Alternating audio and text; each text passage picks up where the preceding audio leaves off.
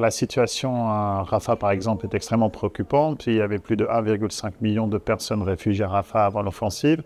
Dans le camp de Al-Mawasi, donc, qui a été déclaré comme zone humanitaire, s'entassent plus de 400 000 personnes. Et depuis les récentes annonces de l'offensive avec ces ordres d'évacuation, nous voyons des mouvements de population qui ont généré d'autres déplacements internes, notamment vers le centre de la bande de Gaza.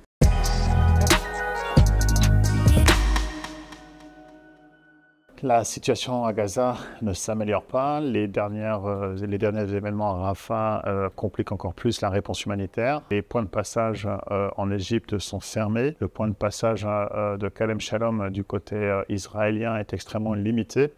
Et dans le nord, l'aide rentre au compte-gouttes par le point de Eretz. Pour vous donner une idée sur la situation humanitaire, le prix des farines disponibles a augmenté de plus de 1000% depuis le début du conflit. Et les prix en général ont augmenté en moyenne de plus de 100%. Les indicateurs à l'heure actuelle nous démontrent un risque avancé de famine. Au niveau nutritionnel, la situation est extrêmement compliquée. Les équipes d'Action contre la faim ont démarré il y a quelques semaines un dépistage de la malnutrition au sein de la bande de Gaza. Une grande partie de la population gazaoui n'a pas accès au centre de santé où on peut détecter la malnutrition. Nous savons par les chiffres qui nous ont été communiqués par les Nations Unies que 27 personnes sont déjà mortes du fait de la déshydratation et des conséquences de la malnutrition. Nous craignons une augmentation significative des cas de malnutrition dans les prochaines semaines, sachant que le processus de malnutrition est accéléré par le manque d'accès à l'eau potable, le manque d'accès à l'hygiène, le manque d'accès à la santé et évidemment aux aliments. Les gens ne dépendent à 100% de l'aide humanitaire qui rentre dans Gaza, mais dû à l'insécurité actuelle des bombardements, de la tension que provoque la pénurie d'aliments au sein de la bande de Gaza, les conditions pour les ONG comme Action contre la faim sont extrêmement compliquées.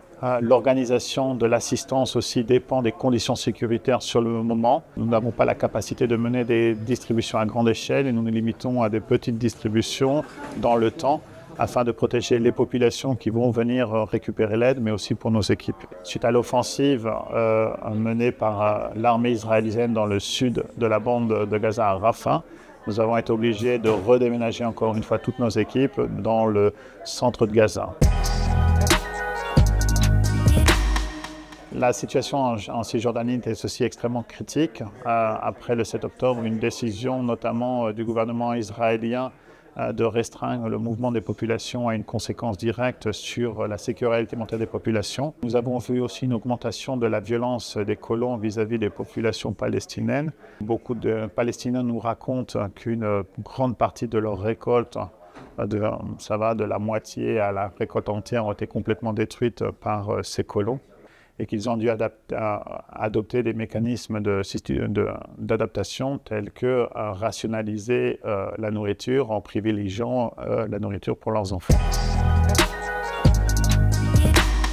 Nous continuons d'appeler pour un cessez-le-feu immédiat des hostilités, la libération des otages, mais aussi l'ouverture de tous les points de passage afin que l'aide humanitaire puisse rentrer de façon significative et répondre aux besoins. Nous appelons toutes les parties au conflit et les États ayant de l'influence au respect du droit international. Ça passe par les applications des mesures de la Cour de justice internationale, mais aussi par le non-usage de la faim comme une arme de guerre.